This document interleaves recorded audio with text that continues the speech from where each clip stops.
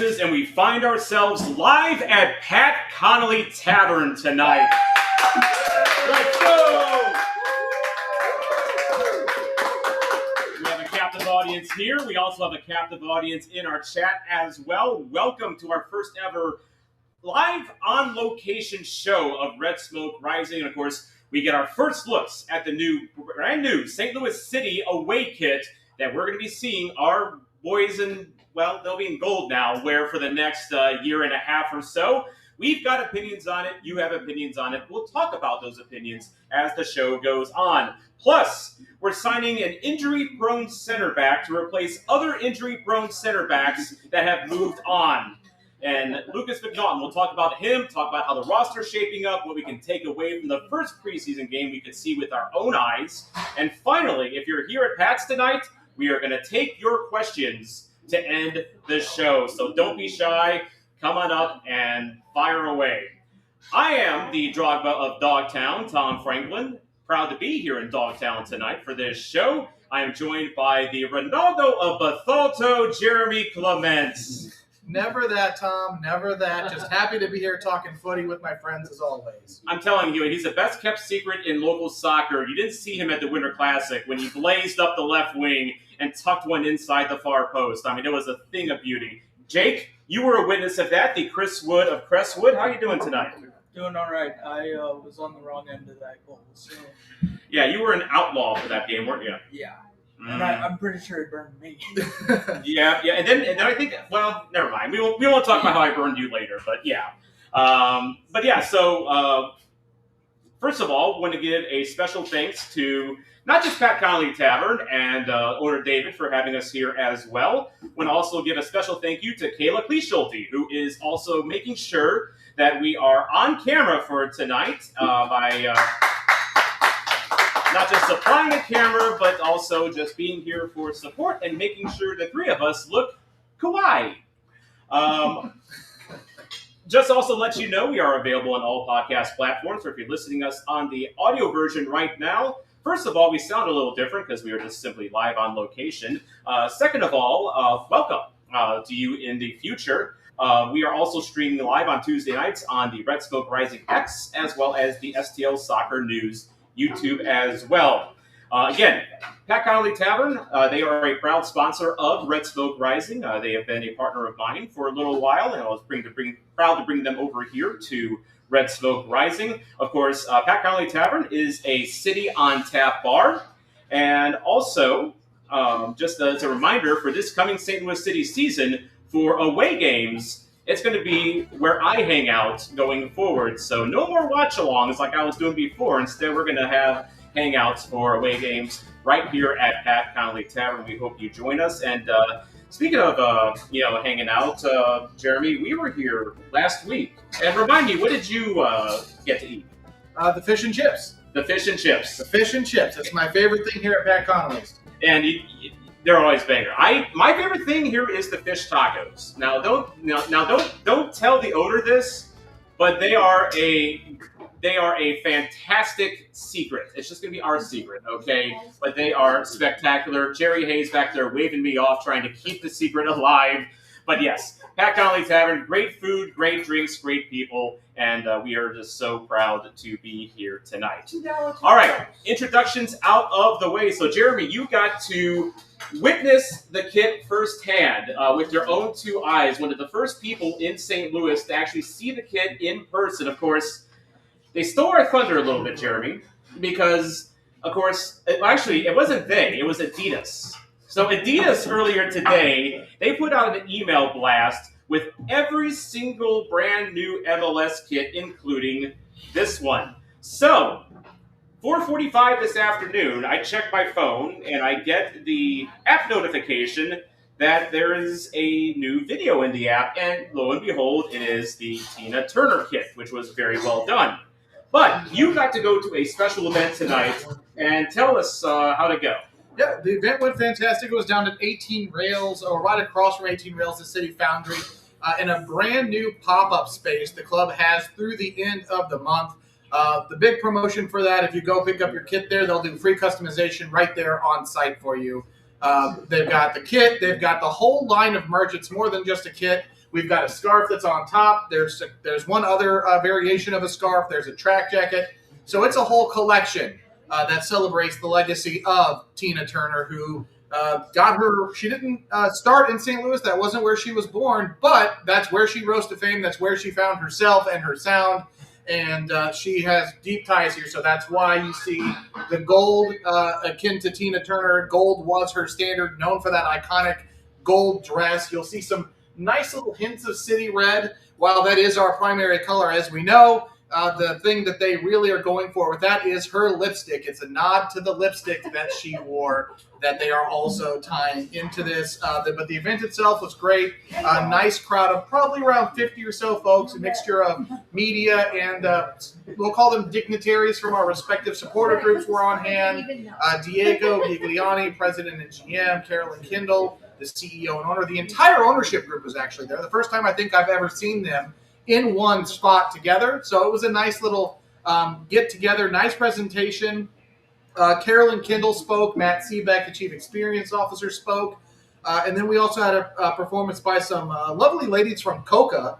They sung Proud Mary. It was probably the highlight for me of the night. That was a fantastic performance of Proud Mary. You might hear that a little bit more this season, but I won't spoil the surprise on that. That's coming. But nonetheless, the new kit is out, guys. I don't know what you make of it. They've got some really nice features, some nice holographic imaging in both the crest. By the way, that's pretty cool. The secondary crest, the first time it's ever been displayed on a kit. Also, the first time Adidas has done a collaboration with a female for a soccer kit. So that's another big highlight that Carolyn was quick to point out. So it's going to be a year-long celebration, both with the kit, but also off the pitch with other events going on all season. But what are your guys' first impressions? I will be. Everyone get drinks ready because I will be getting a Pedro jersey. Yeah, I will be getting the Pedro jersey. I don't have a drink right now, but I will be getting it. 9 minutes in case you were counting. Didn't take long. Yeah, no. But honestly, I'm a fan. I just really like the gold trim, just all the gold. And the meaning behind it is really nice. So, yeah, I'm really excited for it. For me, I immediately think of Nashville when they did the Johnny Cash kit, which is, the Man in Black kit is just all black with, kind of different shades of black. You've seen it before, Jake.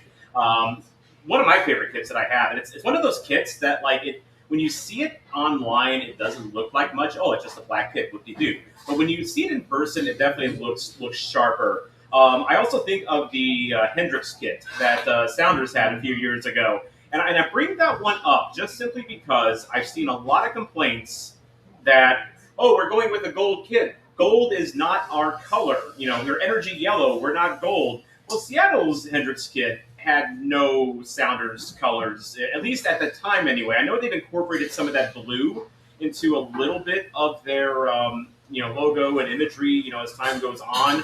But back then, it was kind of like a bit of a shock for them too. But those are two very good kits. Here's the thing with the gold kit for me, though.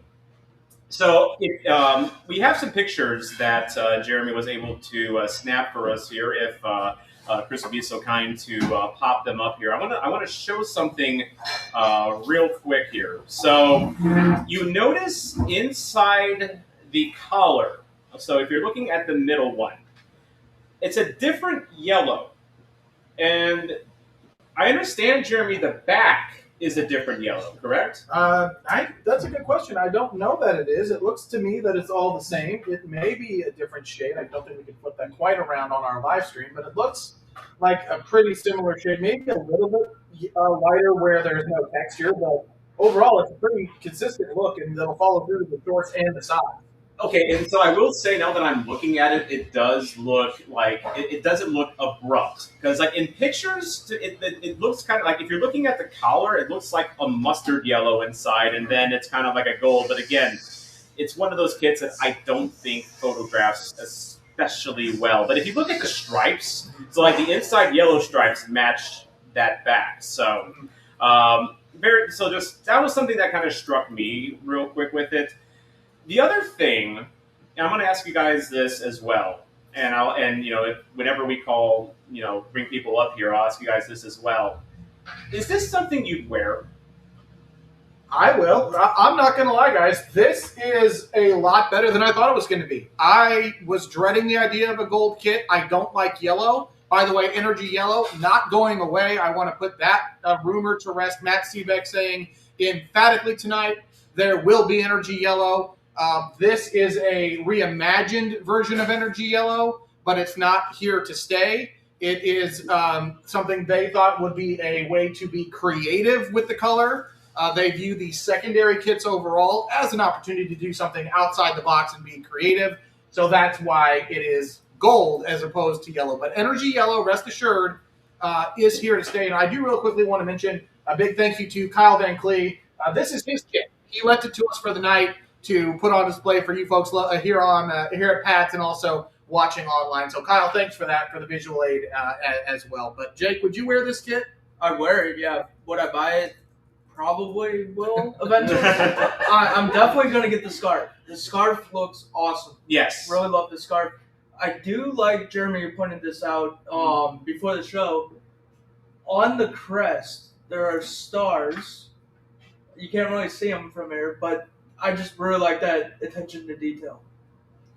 Yeah, it's one really, really nice detail that they've worked in. Again, going all out. I love the fact that it's the secondary crest, guys. We haven't seen that on a kit yet. But again, they've got a whole line of merch with this. Like I said, I think some of the big things they're really trying to hit at is, it's a World Cup year. Surprise, as if anyone didn't know, or the countdown isn't on, right? So that's another reason why they felt gold was a statement color to really tie into gold, the gold standard, gold trophies, and also the Tina Turner's kind of an icon, right? You know her around the city. We've joked about it. We've said it a lot online and in social circles that it's a global brand, right? We kind of mock that a little bit, admittedly. But this is a play on the idea of becoming a global brand because you bring in a star like Tina Turner, who's got a reputation far beyond St. Louis, and you have a kit inspired by her. So that's really where the club is coming from with the design. And it was really cool. Go ahead. And Flyover Footy chiming in the chat, asking, seems like a bit of city red with some extra gold on the collar. So there is, on the authentic version, a nice bit of city red. I get why it's black. I think I would have preferred river blue, but I understand why we're kind of doing the gold and black. But yes, there is definitely red tucked up under there on the collar, very similar to the piping on the sleeves. There's also a little bit of red around the Tina on the bottom right as well in the silhouette. So, which, by the way, the Nashville Cash kit, they also had that kind of nod to Johnny Cash as well. So that's very similar. His signature. Yeah. Yeah. I guess my thing is it's definitely better than the Spirit kit. That was just a basic gray kit that they had to get out just because we needed to wear something. I'm going to take issue with that because I love the Spirit kit. I actually like that one better than the Confluence kit. Why? I thought gray was nice. I love that blue was a prominent color on it in a way. The pinstripes, didn't care for those, but I liked the gray. I liked the blue. I liked the red. It had all of our colors. The Confluence kit, the details, you had to be kind of close to see. They got washed out on TV. At least with the city, you could see all of the colors of our brand on that kit. Spirit kit with blue shorts. Oh yeah. With the blue shorts. So, yeah, they look that FC Cincinnati game. Everything about it. We just remember the goals. That was a fun one. The tornado game. Yeah. For those that stuck around. Absolutely. I was not there. So yeah, but I think overall it's just, again, we're gonna continue to see the club do fun things with these secondary kits. That's been a theme now that Matt Seebeck, the Chief Experience Officer, has hit on at multiple opportunities. I will say, after the event wrapped up, I did have a chance to talk to Matt a little bit. The one question I had to ask him was, we know there's a new primary kit coming next year. This is the secondary kit, so next year it'll be a new home kit. They don't know, won't give any hints as to what that's going to look like other than it's going to be city red. Mm-hmm. They don't, or at least won't say on record, what we're going to do for a third kit or when we will see one, because I really want to see a third kit, guys. I do too. And honestly, I was thinking with this Tina Turner kit, that would be a good third kit if we ever had the chance to do that. But I can see why they wanted to do it now because it does work as an away kit because it's a light color. It is. I will say I really like the job they did with the texturing because when you're here in person, it actually really does pop. To be fair, and one more thing that I like about it, and Kayla, I saw you in the comments. No collar, which unfortunately this thing. And yeah, the crowd agrees on this one here. Yeah, I'm wearing the Forever Red, and this collar is annoying. Same. It is very annoying. Yeah, you were in it too. Yeah, so yeah, you get it. Yeah, collars are annoying, Chris. Chris Gebhardt, if you were here, you'd be just nodding your head in like strong agreement here. Also, if Chris Gebhardt were here, I will say he would be not so nice about this kit, but he's at home, and we keep him at home. But yeah, I'm very interested. I want to see what this looks like on TV.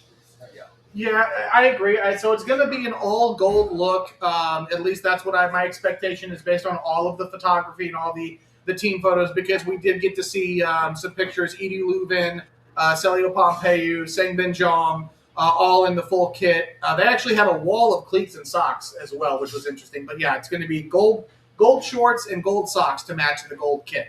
Well, and here's the thing. I like the Confluence kit an awful lot, and it grew on me over time. I know we played awful soccer in it, up until the very end. Thank you, David Critchley.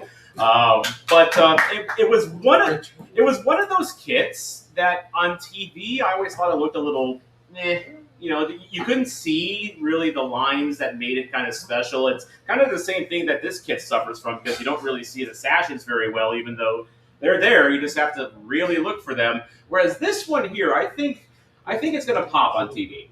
I think it really will pop, and I think this is so. The City Red kit, my favorite kit that City has had, partly for sentimentality reasons, but also because I think it's a good kit. When it first came out, I was very, it's okay, kinda, but it grew on me over time, and I expect this, especially if you start winning on the road, will grow on me over time. And I do got to shout out the fact that yes, it has the good badge on it, the secondary badge on it. So that's a dub.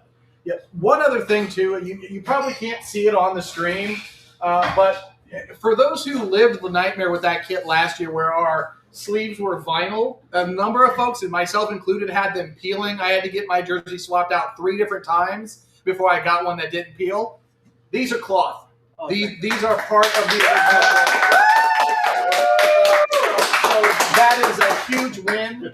That's on the authentic. They are also cloth on the replica. I will also mention just briefly, guys, the replica is a huge downgrade in terms of the details, because the sleeves are a different kind of material. The crest is stitched on, which is nice, but you don't get that vinyl detailing with the stars. So buy what is in your price range. I'm not going to fault you. I want to see you rep City the most that you can for the price that you can.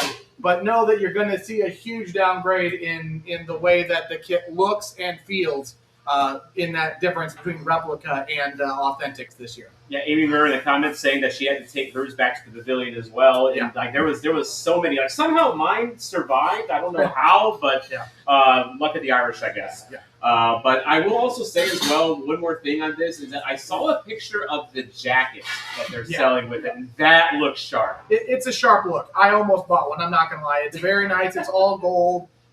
It's got the old, I think it's got the Adidas Trefoil, the classic one on it. Oh, nice. So it's a very nice. It's very plain, but it's also very nice. And for a track jacket aficionado like myself, it's one of those, like, I may earmark one of those at some point. Yeah, absolutely. So I was saying, Jake, which are you going to buy first? Are you going to get a scarf? Are you going to get the kit? Are you going to get the jacket? What's first on your list? Tough question. Probably the scarf. The scarf? Might get the scarf track suit. Track jacket, whatever. Might get those at the same time. We don't know, but definitely one of those two first. Is it safe to say that we love gold? Is that too much? I mean, I'm calling it the gold member kit. I don't know about I know it's a Tina kit, but I'm calling it the gold member kit. I mean, it's cool. Either way, I dig it. I like it more than I thought I would. Same. Honestly, I'm still not going to rush out and get it, but it's not bad. It is not bad. I will agree with you. It's not bad. I will also say that other scarf that you showed me before the show, I'm going to get that like right away. Yeah. Oh, yeah. It's a really good scarf. It's a really good scarf. So, but yeah, that is our fashion portion of Red Smoke Rising. It's the Jeremy Reviewed and Bite, or what? What were we calling that segment, Tom? Jeremy Goes to Pavilion? Yes, Jeremy Goes to Pavilion. That's right. He's our shopper because they know you. I mean, they know you by first name there. They do, and they're always glad you came. This is true. It's like Cheers. It is like Cheers. I mean, I saw his. I went there earlier today. Spoiler alert, to pick up something, and I will say that when I was there, I saw Jeremy's cot in the back. So when he's not in Bethalto and he's not at Kayla's, he is there. But I picked up. Oh, we got a Yeti! Fuji Mug is back for 2026. So, and you know why? Because I did not get picked to go to the Tina Turner City Live next week, and they gave me $10 for missing out. So I was like, I'm going to apply that to the Yeti. So there we go. There you go. All right. So moving on to business, and that is the business on the field. So we have a new center back. Well, he's been trialing with us anyway, but Lukas MacNaughton has been signed. He is someone that is, again, he's trialing with the club. He's a veteran of the league. Jeremy, what can you tell me about him? He's been around. He's played for 3 MLS clubs since making his professional debut with Toronto FC back in 2022. Moved on to Nashville, then was traded to DC United. So he's a veteran defender, age of 30. Transfer Markt puts a value of him at just over $1.1 million, almost $1.2 million. He's a center back. He's signed through June of 2027. Has played more than 5,300 minutes in all competitions for those MLS clubs, including the playoffs, CONCACAF Champions Cup, Leagues Cup. So again, veteran presence on the back line with some of the question marks around who we have. I like it. The biggest issue that many folks are going to have with this signing is he's got an injury history, guys. He missed 20 games last season due to injury. And over his time with Nashville, he missed 37 games with injury. So the oft-injured center back adds leadership and veteran experience. But the biggest question is, when will he be available to add it? That is a good question, and hopefully he is available more than some of our other center backs that we've had over the years, like Nilsson and the dearly departed Henry Kessler. I'm looking at you, Jerry, right now. She's in good spirits, I promise you. Corey Ray talking about Lukas, stating that Lukas integrated himself really well with the team both on and off the field during preseason camp. He brings valuable MLS experience and has strong understanding of what we are asking defensively. Adding his skill set and competitiveness gives us important depth at center back as we head into this coming season. So, center back depth, again, just based on the preseason game that we have seen and also kind of what we've been able to gather from, between the lines, 3 in the back is going to be the reality. Our wing backs look to be very wing backy in that, almost like they're going to be they were described in the broadcast as midfielders, basically. That's how far they've been playing up. So center back depth, we're kind of going back to the start of 2025 where, all center backs, because we kind of need that because we have so many spots to fill on that back line. And so bringing in a guy like MacNaughton who does have experience in this league, he just cannot stay healthy for whatever reason. But one thing I really like about MacNaughton is something that Manuel Beth said on Monday when he first broke the rumor. Well, actually, he was second to the news about MacNaughton signing because some eagle-eyed folks noticed that he was on the MLS roster page for St. Louis City. So, and he was already given the number 5, which it sounds like that's the number he's going to be. Don't tell Chat City Tactics about that, Michael. He was not very happy today about the number assignment for whatever reason.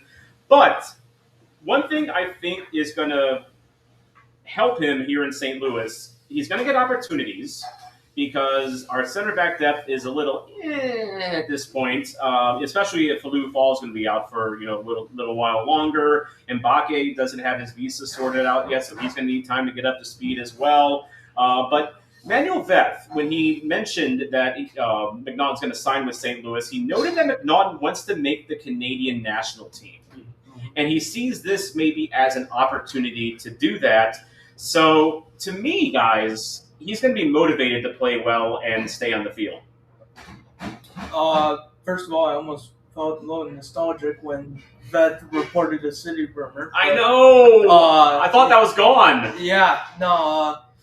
Yeah. I mean, if he can stay healthy, he's a decent center back from all we've seen. So, I'm here for it. Yes, same. Ben Wright from 615 Soccer covering Nashville. He rates MacNaughton as a starting caliber center back in the league. Where he will fit on the back line, especially in the absence of Olu Ball and Mbake, who knows? We know in the preseason game that we just saw last weekend, Orozco started on the right side. Does MacNaughton start there over Lillington? Paul Vara moved from left to right. And we'll talk about it, but I like what I saw from him on the back line, which was a surprise considering he's by and large been a midfielder his entire career. So it's a back line that outside of Timo Baumgartel, you don't really have a lot of faith putting in pen for the season opener.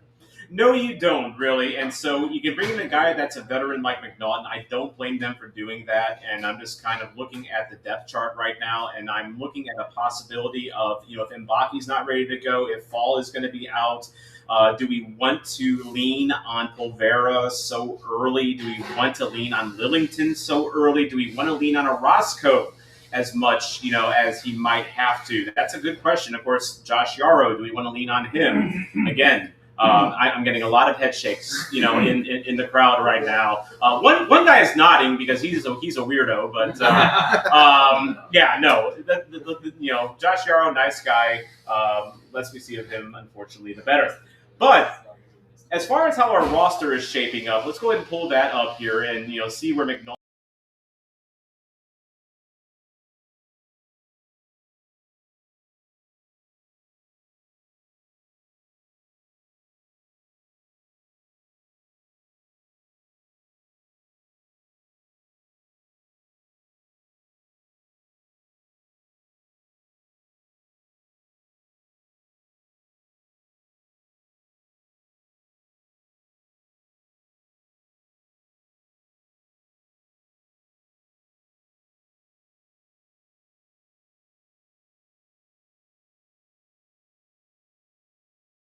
Least 2 supplemental slots open, along with the opportunity to do an off-roster loan, and then also the special slot 31 as well. We lost audio.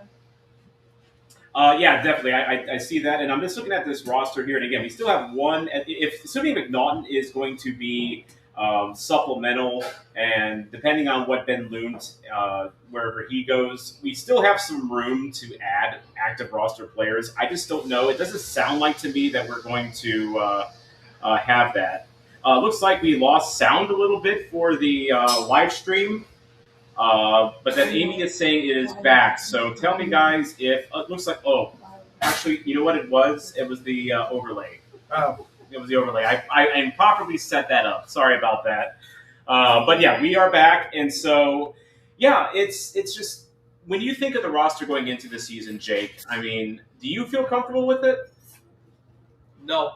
I mean, we don't have a 9. Or we don't have a really pure goal-scoring 9. Fetcher, how much can he really do for you? He scored, 3 goals in 24 games last year? Yeah, but he was an XG monster. He was among the leaders in XG. Was also the worst in terms of XG minus actual goals. Right, yeah. So, I mean, XG can only take you so far. So, I think we really need some goal-scoring up front. I think that's obvious. But other than that, I think we've got depth a little bit from midfield back.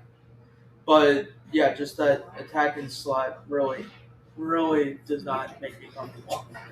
Well, and that's what that's where I think most of social media is at. They're tired of us signing defenders. I think it was Stu from Flyover called us center back FC at one point, right? So, full credit for that, because that we almost have enough center backs on the roster to fit the starting 11.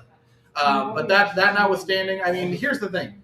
You've got to build some way, right? If we know part of our problem is we gave up a lot of goals, we conceded too much, especially late last year after the 65th minute or 70th minute, whatever that stat was, we've got to shore up the house, and part of that means adding depth players at positions where we're either thin or we know we're going to make subs. And the biggest part of it is not losing quality, right? You can't have the fall off from starters to the bench like we've had in years past. So that, to me, outside of DeMay's system, is why we're seeing us add so many people at the center back position. It makes sense, but I get what you're saying. I agree. We do need some power up front too. Yeah, I'm not really opposed to adding 8 center backs, but it's just the lack of attacking depth now is concerning. My thing with the attacking depth, I look at the attackers that we do have. So Simon Betcher, we'll start with him. I actually got a DM from Harrison from ASA asking, he's doing a preview on St. Louis City, and he was asking, okay, who's going to be your striker? And I told him Simon Betcher. And he's like, okay, how do you think he's going to do this year? And I told him, look, there is no way that you can be as unlucky as Simon Betcher and continue to be as unlucky as he was in 2025.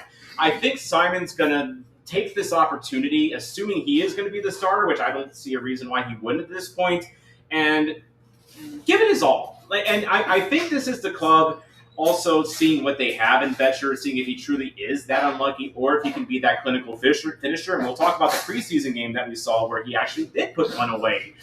So that's one guy. Another guy that still needs to prove himself at the MLS level, Brandon McSorley. One of my personal, he's kind of like my Kojima now, because I just saw him a lot at City 2. I think he's ready to break out, but he is someone that, Jake, you've seen McSorley as well a lot at City 2. They've been playing him out at right wing as well, but he's played the 9 before, and he can hold it down there. Yeah, pretty much the first year and a half of his City 2 career was at the 9, and he put up. Did he put up 10 goals in the first year? So? Well, he was scoring just almost like a goal a game apace for a while in that year, and the thing with McSorley is he's an effort guy. He's a guy that he's always going to leave the field just bathed in sweat. But I see you got it pulled up there, Jeremy. In 2025, Brendan McSorley recorded 10 goals, 8 assists in 2,100 minutes. So. This is a guy, at least on the next pro level, can do it. We've seen him do it on the MLS level because he, in his debut, he got a brace. He's also really good at set pieces. So he's good at finding space, creating space, and getting his head on the ball. So he could have an opportunity to step up this year. And then the third guy that I think we might see, and yes, 1, 2, 3, let's go, Betch. I'm rooting for it. I got him on the back of my kit. Kayla, so I'm cheering for him. He's my slew boy. But the third guy, and to me, this is someone that is going to be a real under the radar X factor this year, is Seti Toykert. Seti Toykert, have we seen the real Seti Toykert yet? We saw flashes of it, I thought, in 2024. I remember going to that away Sporting KC game when he made his debut, and he looked just so different than what we had on attack at the time, and he looked confident. He looked creative. I think he even scored in that game, if I'm not mistaken. It's been a while. We know he can score when he gets hot, but when he's not hot, he fades. And also in 2025, guys, one thing that why I say have we seen the real Seti Toykert yet? He wasn't healthy for much of 2025. In fact, he wasn't even healthy heading into training camp as well. So is this an opportunity for Toykert, do you think? Yes, I think it's an opportunity not just for him, but for his contract. His contract is up in June, but he has an option, so I think he's going to be really playing for that to be picked up. So. No, agreed. It will be interesting to see, too, how the change in system impacts Seti.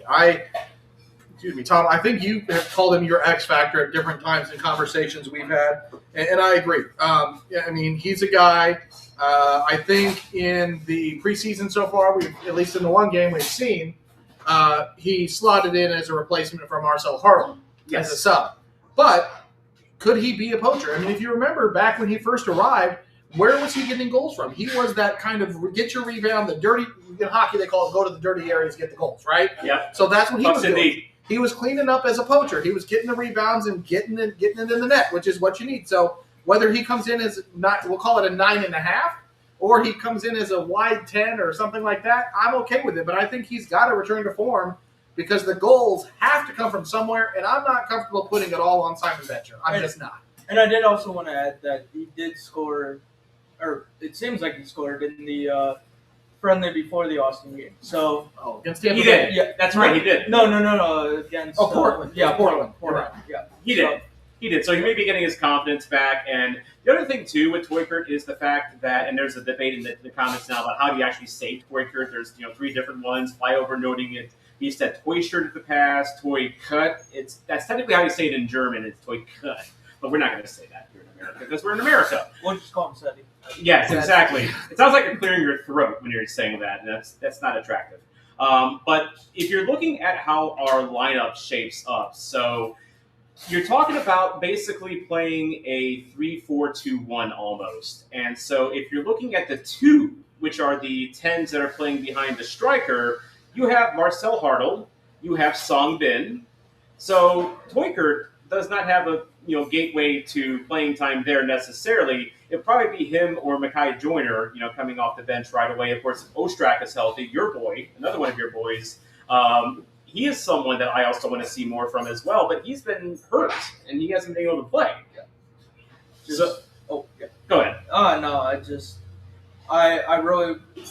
I think he's playing for a contract too. Like he's got some options after this year. So yeah, I mean, there's a lot to almost be desired out of these guys who have contracts coming up to this year. So it's going to be fascinating to see that as well. Yep, he's got so he's up at the end of the season, like you were just saying. He's got an option for next season. And I don't think if the math checks out, I haven't looked at the new rules came out today, and I have not been too much of a nerd to dig into them yet. But he might not be a TAM player this year either. So no, there's opportunity for him to prove himself. But we have a lot of guys out of contract next season, whether it's Ostrak, Baumgartel, Simon Betcher's out of his guaranteed contract, Thomas Totland's out of contract, Kyle Hebert, Sang Bin is a free agent. He doesn't have any options. Neither does Chris Durkin. And then there's, of course, Josh Yarrow as well, not to mention Edu. So, I mean, this team, while we're talking about getting it set for this season, bigger picture, there's a lot of questions that Corey Ray is going to have to answer and decisions he's going to have to make heading into the 2027 season. Exactly. And also, just in the comments real quick, first things first, Flyover Footy, very happy we're talking about roster rules. I assume that's Matt Baker because that's Matt Baker's wheelhouse. One thing Matt Baker pointed out today, by the way, in the Chat City Tactics Discord is the fact that under the new rules for under 22s, we might not have to designate JGR as under 22 anymore because it used to be, and this is me trying to verbalize Matt Baker's rationale here. Last year, when we loaned him to Auckland, we still had to designate him as a under 22 because of retained salary. This year, there's no retained salary caveat. If he's loaned, it sounds like he doesn't have to be under 22, so that opens up a slot. That adds up a ton of flexibility for Corey Ray. Wow, I did not see that. That's really good stuff by Matt Baker. Yeah, well, Matt Baker, he's very clutch. And speaking of Flyover Footy, I just want to give them a quick shout-out because they're going to have a live show coming up on February 19th at Blue Jay Brewing. And, of course, I joked with Baker and Stu, who Stu was here earlier today, by the way. Was it? He was here earlier. He was about 4:45. He was grabbing dinner here, and naturally he's not here now because he's a friendly apparition who never actually appears. It was a little early. Did you take a picture? We've yet to see his face. I've seen him in public, but again, like when I take pictures, it's like the picture comes out like all blurry and like it's almost like he's not able to actually be photographed. But anyway, Stu and Matt will be live at Blue Jay Brewing on February 19th. Go support them. Check them out. Santiago will most likely be there too. Santi will be there. I talked to him at the kit reveal tonight, so he said he would most likely be there. Love me some Santi. Love me some Santi. Yeah. Swordopoulos and Flyover are also talking about, is Celio a left wing back now? And that's a good segue into the preseason game this past Saturday against Austin because something that kind of jumped out to me was how high our wingbacks were playing, and the announcers even calling them a midfielder. Like I remember, like right off the bat, before like right after kickoff, he described Rafael Santos as a midfielder, and that really kind of held up throughout that game. Yeah, I mean, sorry, Jake, I didn't mean to jump in over you. For me, Tom, you talk about the whole field. I mean, for 65 minutes, it felt like our center backs were parked in the midfield circle. We did not cede almost any offensive zone possession to Austin. So, no, we held a really, really high line until we made mass subs. But, Jake, what do you think of the way we started in Austin? I think it was a great start. Really dominated possession and everything, like we were saying. But I don't want to discredit that Austin didn't have a couple of their stars because it's preseason and availability and stuff is limited. But yeah, I thought we looked really good and just honestly, it was kind of like a breath of fresh air after the offseason. It was. I mean, I'm just going to be honest and put it out there. Austin played very poorly. So, I mean, it's hard to – I want to be optimistic, so I'll take a drink of the lemonade, as they say. But, man, I have to admit, I don't think Austin played all that well. Just really quickly, the starting lineup was Berkey, Polvara, Baumgartel, Roscoe, Totland, Santos, who you mentioned, Durkin, Edelman. So that was the midfield duo, as Edu Leuven was not with the team for the game. Sang Ben, Hartle, and then Simon Betcher. So that was the starting 11 that really were very effective for most of that game, Tom. Well, and you mentioned Polvara as well. I made a note about the 12th minute that how much City was controlling possession, which is a very different City than what we're used to. Usually we play the, let's get rid of the ball and then, chase it down for a counterattack game. So instead, we were doing a lot of ball controlling, as you mentioned. The other thing I noticed, too, is a lot of playing out of the back. And so a lot of trust being put on those center backs to, funnel the ball forward. And one of those guys was Dante Polvara. And Chris Gephardt, I see you in the chat talking about how Polvara on the ball was fantastic to see. I noticed that, too. He looked very comfortable on the ball. I could definitely see his roots as a midfielder, as someone that is a, progressor, moving the ball up the field. I saw that at times in that, like, he wasn't just trying to hoof the ball or trying to get rid of it right away. He was actually willing to dribble with it and create space and find an outlet. That was very encouraging for me. I didn't get to see much of him play actual defense just because, as you said, Austin was pretty bad. And they really didn't have any really great chances. But I was very encouraged with Polvara. Jake, what did you think of Polvara? I think it was, honestly, passing with a purpose. And like you said, he was going through those not tight spaces, but he was creating chances for a very, very, sometimes dangerous, I guess, attack. Because Betcher he scored and he should have had probably one or two more.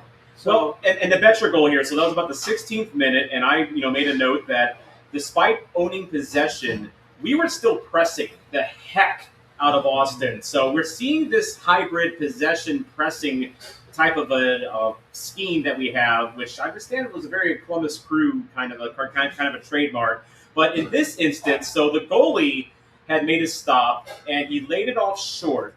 Austin tried to advance it, but then it's Edelman that's up there forcing the turnover, and he has the quick presence of mind. It doesn't look the prettiest, but he has the presence of mind to get it up to Betcher quickly. Betcher is, again, he's a poacher. And so as a poacher, what you're doing is you're finding space. And so he found his space in between two defenders, all sorts of room, all sorts of time. And instead of skying it like he did last year or hitting it right at the keeper, he got a really nice finish. It was a nice, easy, calm finish. And he needs those kind of layups after last season. He does. It's a good confidence booster. The thing with Edelman in the press that I want to mention, and if you've been in the Red Smoke Rising Discord, I've called it out. To me, it was the secondary press because, yes, he makes the initial press and puts the pressure on, but he comes back. He sticks with that play, and that's what creates the turnover because he gets in the passing lane, intercepts it and then has his awareness that you mentioned. But I mean, guys, we saw so much variety from the early moments of playing it wide through Santos on the left to eventually getting it back to where we were playing in tight spaces with that very, what I'm going to call purposeful possession, which is what we've heard a lot from Yohan DeMay. Also, his assistant coach, David Salvery, who talked to the media last week, said you're going to see purposeful, aggressive in certain ways, and clear goals for this offense. So to me, that's what you saw. And more importantly, guys, we took that lead. We didn't quit. We didn't go on the back foot. We kept at it. And that was really nice to see after what we saw with Olaf Ball last season. Oh, it was very nice to see. And just kind of pointing out at halftime, Austin just had a couple of chances. They were getting really frustrated with pressing soccer.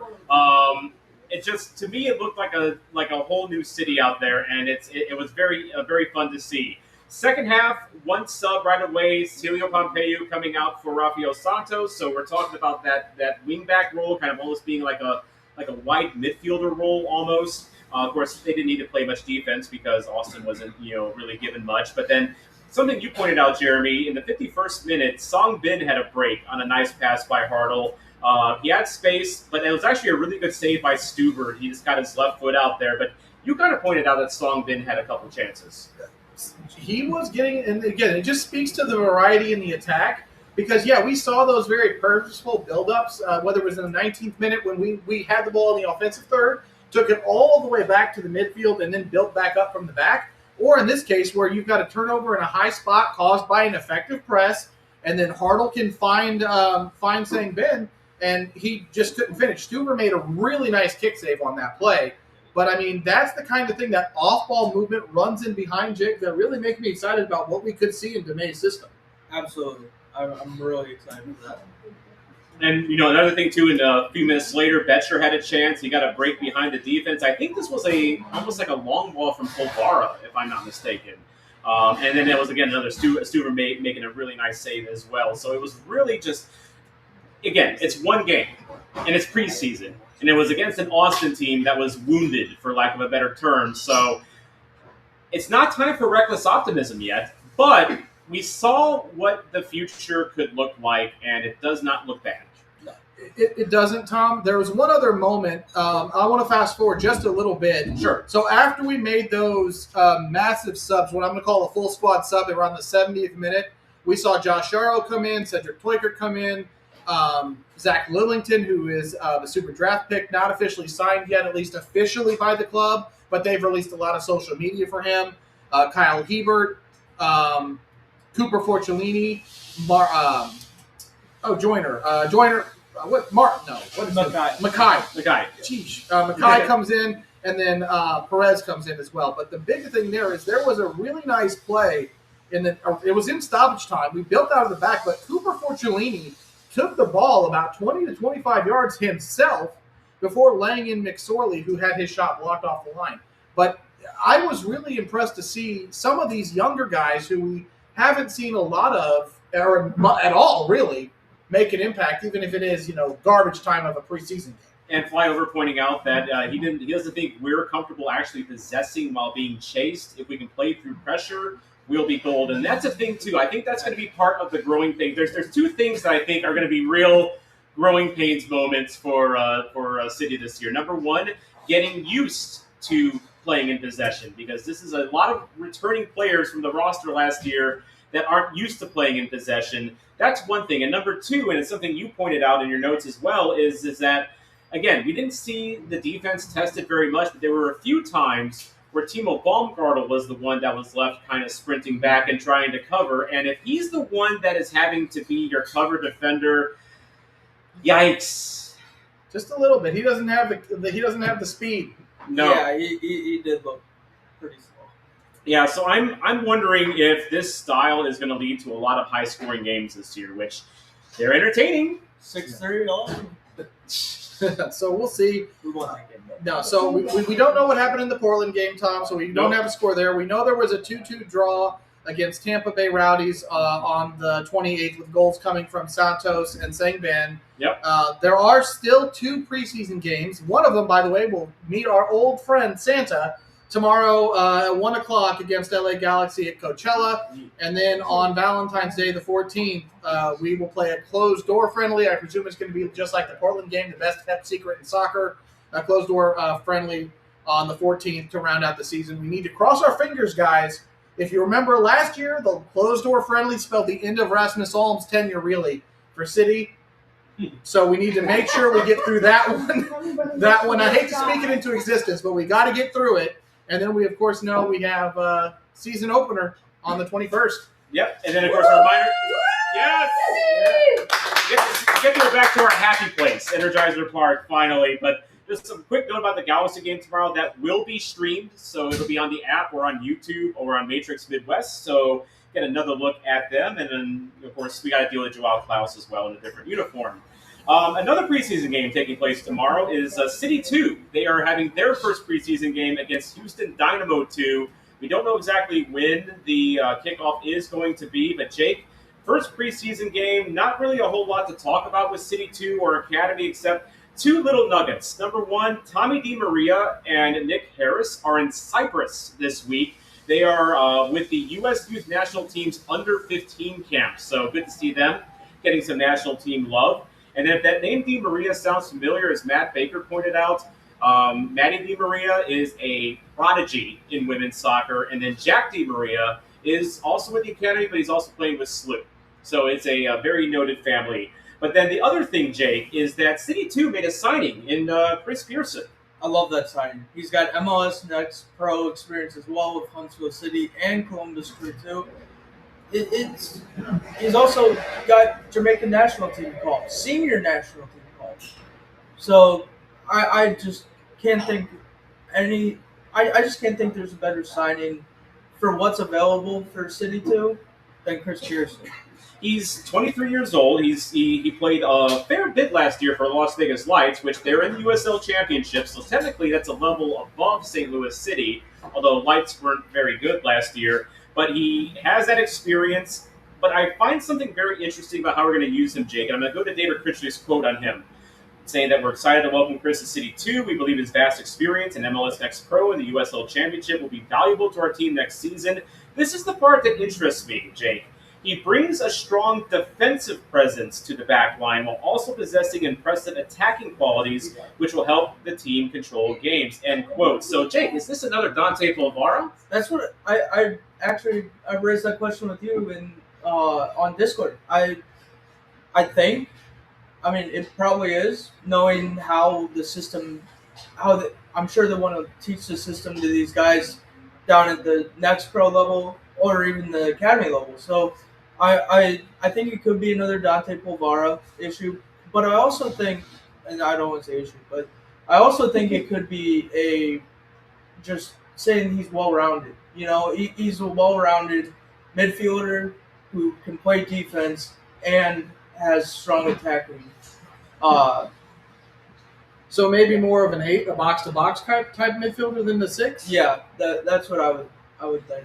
Well, and one thing to consider as well is that you have a lot more focus on in-possession versus out-of-possession formation. So, maybe they're thinking Pearson's someone that, out of possession, he actually slides back to the back line, but then in possession, he slides up a little bit, to play almost like maybe like a 6 or a box-to-box 8.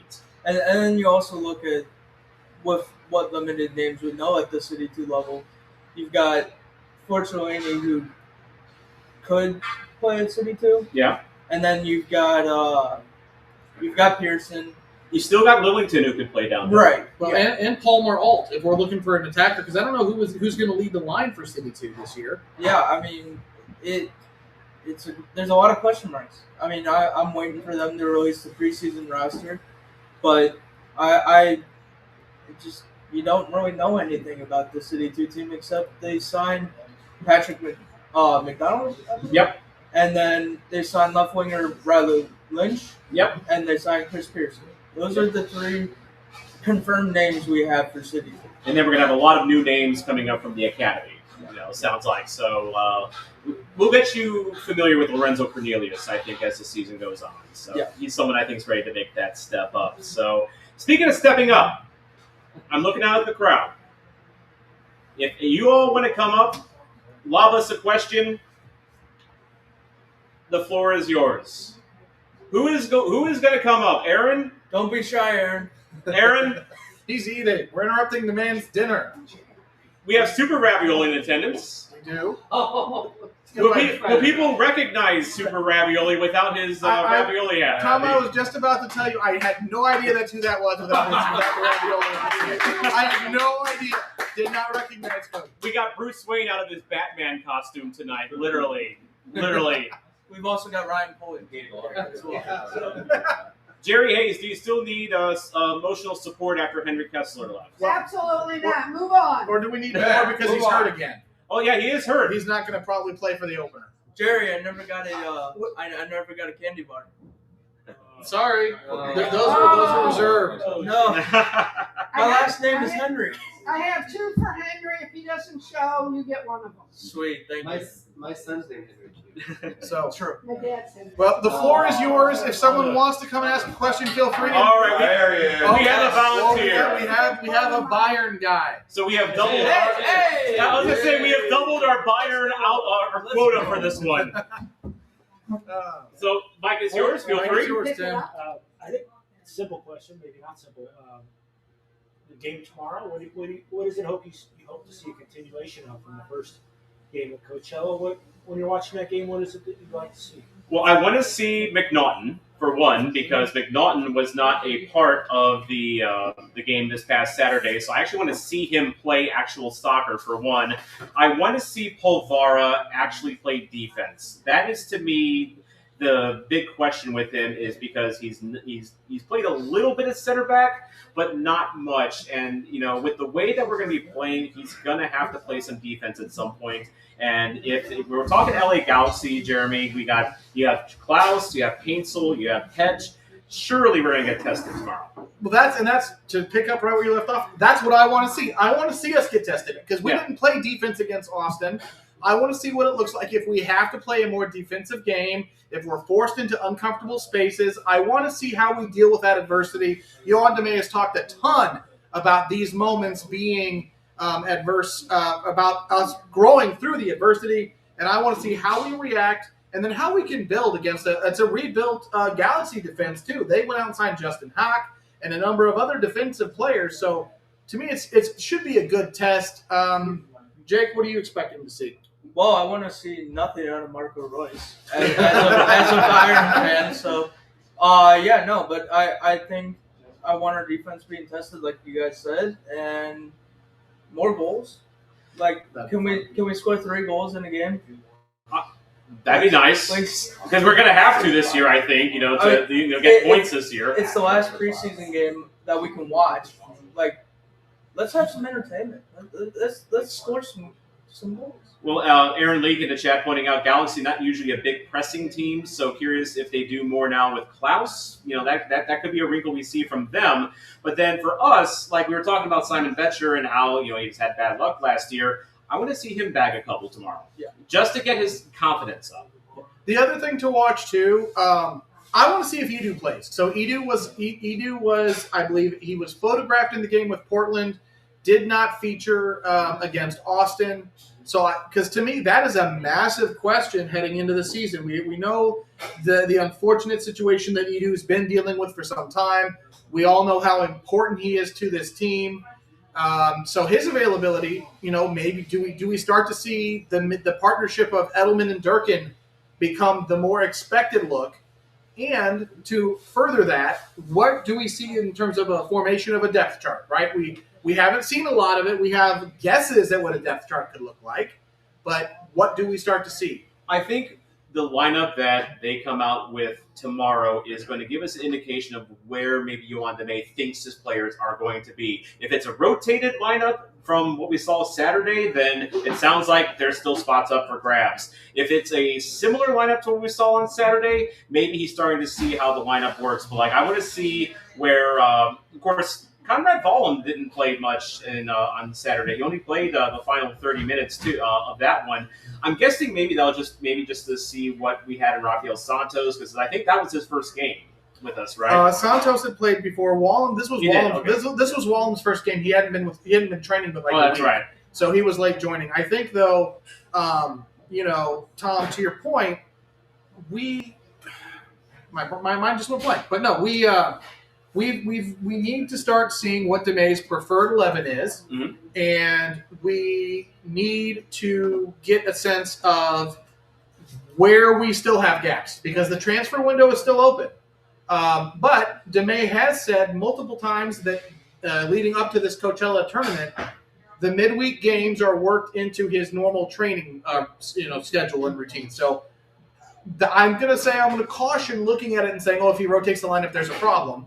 To say, well, maybe it's just more with how he's trying to ration guys' minutes because he's not doing extra training on top of the games that we know of. Yeah, and there's just other players I want to see more of, like Lillington, for instance. Is he going to be pushing for a roster spot, or is he on to City 2? How he is used tomorrow will determine that. Forcellini is another one. Joyner, Miguel Perez, all competing for roster spots and playing time.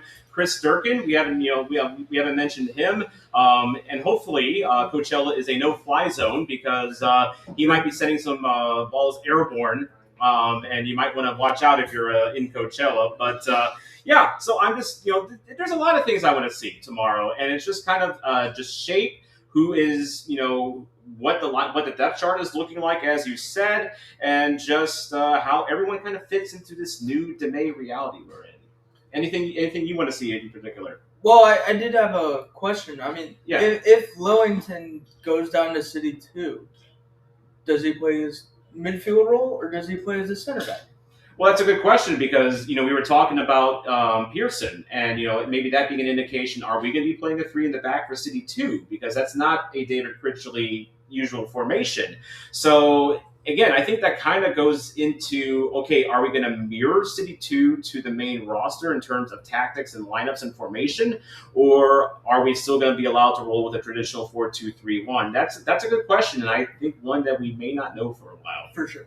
Speaking of questions... Anything else? Just Step into the mic, folks. And my buddy here never walks alone. Yeah. So, Bayern Munich is moving to America, at least with their academies, for they're trying to build it for U15 and U17. So, could we see that more in the MLS, and will they be poaching our talent? I don't think so because LAFC and Bayern, they kind of have that. They already have that club partnership. So I think it's just, from what I was reading, it was just like trying to get closer to, I don't want to say closer to home, but closer to their affiliated clubs, kind of like Right to Dream Academy. I just think it's, I wouldn't worry about getting poached or anything. I just think this was, you're right here. It's kind of a hotbed out in California. So I just think it's more so that partnership. It's kind of the same thing that like San Diego has with Right to Dream Academy, where basically San Diego FC is more or less a vehicle for Right to Dream to tap into the Mexican market and the Latin Latino community there. But hypothetical, could it be a trend? Could we start to see more European clubs start to come? Because let's be honest, if you have an academy of a Bundesliga team, a Premier League team, a Serie A team. Does that impact our pipeline and what MLS will be able to feed into? Because if they're good enough, will it do it? What's up, Jerry? So what European team would you like City to partner with? No holds bar. Tom and I are going to get in a fight up here. We are because one of us does not walk alone. I walked alone and watched my team play to a pathetic draw this afternoon. It would be, for me, okay. So, all right, I'm going to cheat. I'll give you a couple. So, number one would be Man United. That would be my dream. But I'm going to be realistic and say that's probably not ever going to happen. But I've got either Dortmund in Germany would be a pipe dream. So would I also like Napoli in Italy. Napoli! Those are the three that I'll toss out. That was for you. My dream, of course, one of them is going to be Liverpool, just because that's right. He knows. And this is one that I wanted us to have because he already took Aaron Hurd from us, but I wanted us to set up a link with Bayer Leverkusen. You know, we have the flights into Germany, but they also are a club that is very well backed, and they seemed very keen on working with us in some level. I just wish that was more of a formal partnership. And then the third partnership, and there is kind of a soft partnership already, at least with Scott Gallagher, is Roma.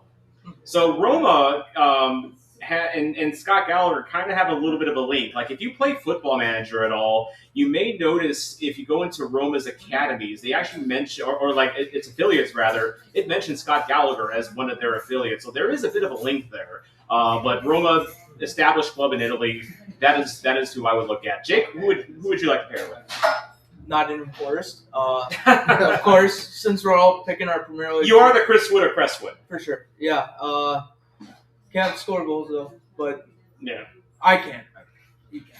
No, but Forest, Bayern can't happen because they already got the LAFC one.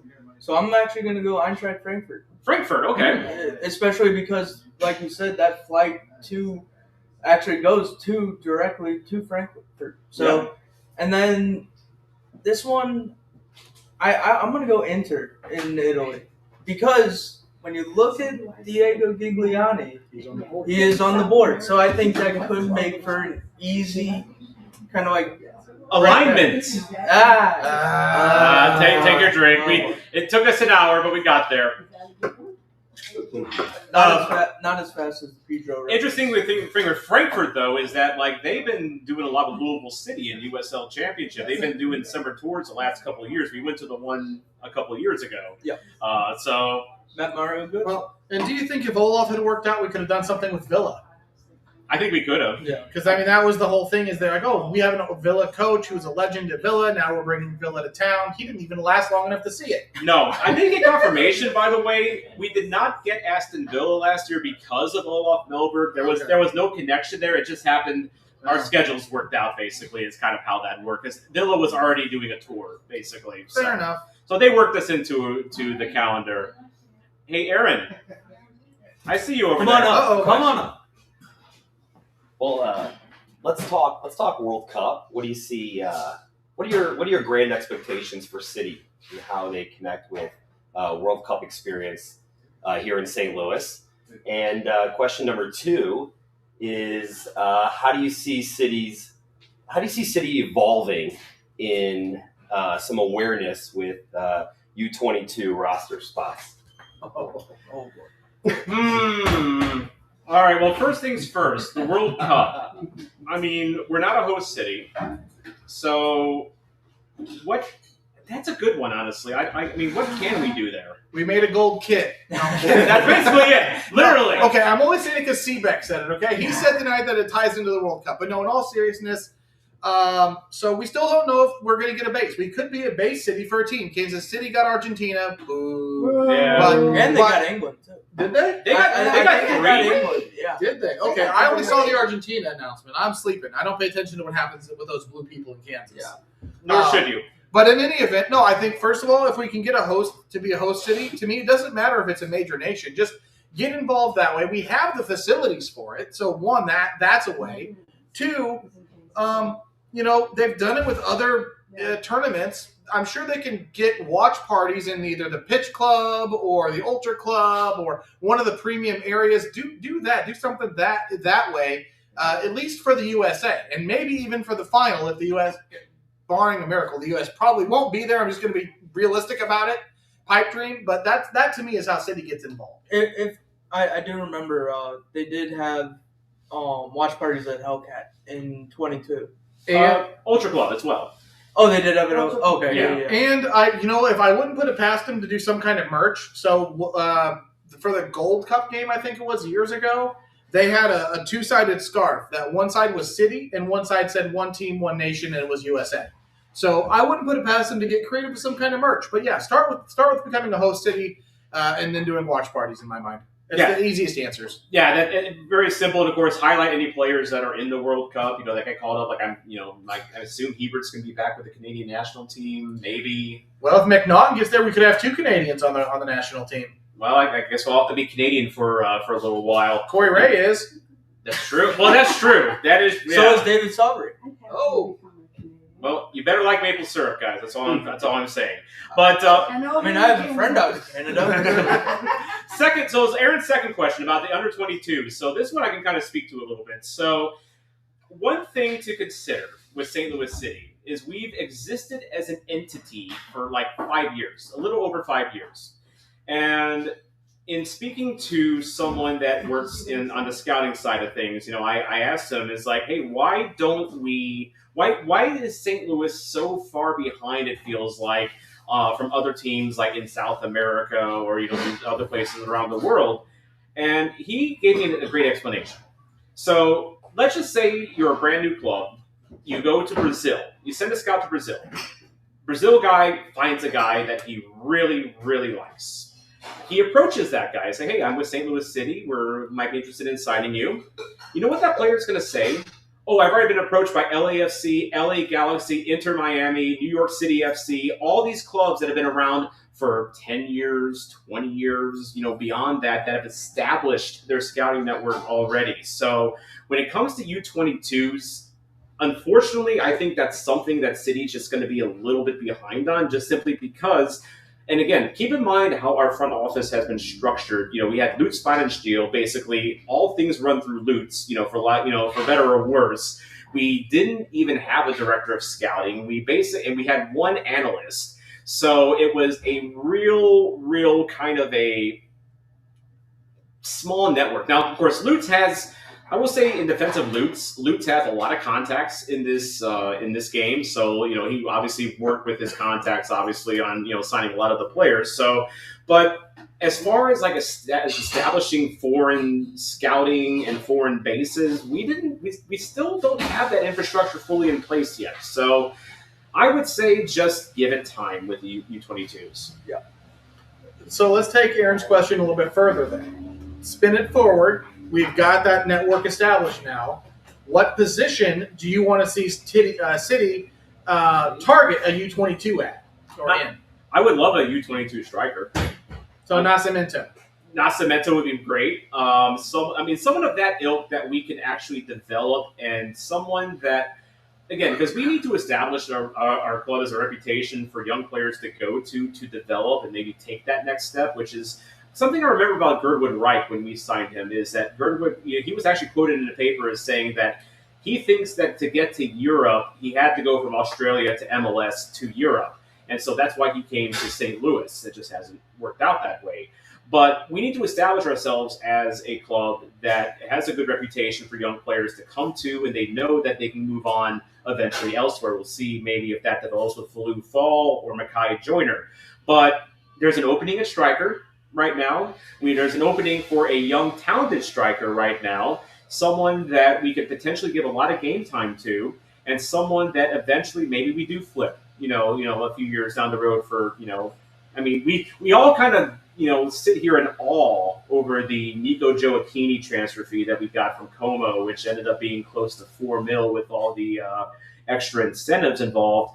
But if we get a really good young under 22 striker and he pans out really well, like a Duncan McGuire, like even though he was a super draft guy, he was someone that almost went to I think it was Birmingham City a few years ago, and it would have been like a above $10 million or more for Orlando City. So that's the kind of guy that we need, and I think with us with Klaus gone, with Betcher being a question mark, with Torker being a question mark, with McSorley being a question mark, that's who I would target.